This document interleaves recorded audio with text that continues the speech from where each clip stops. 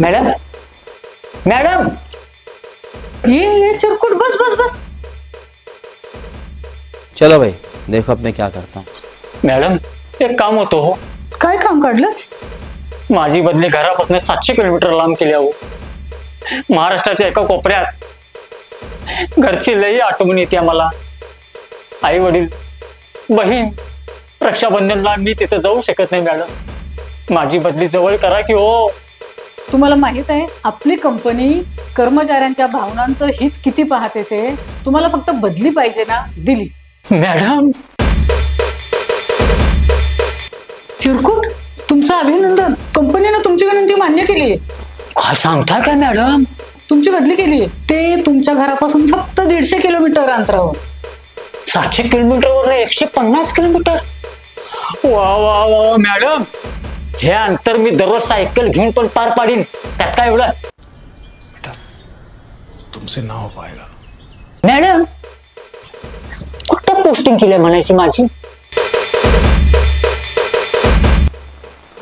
पिप्पानी. पिप्पानी गावात बदली केली माझी. पिप्पानी. ओ मॅडम, या जगाच्या नकाशावर कुठं बी गाव दिसत नाही. पिप्पानी.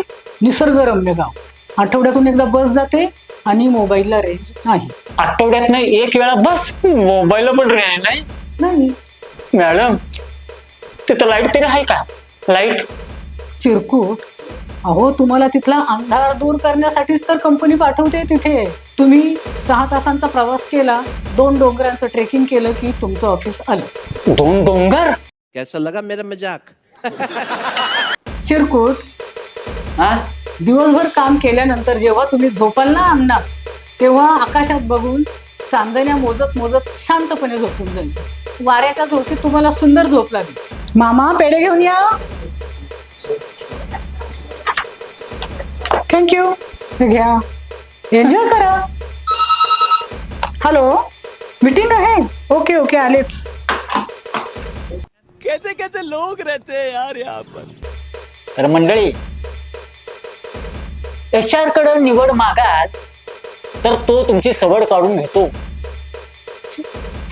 आणि बदली पण कुठे गेल्या? पिप्पानी गावात. पिप्पानी.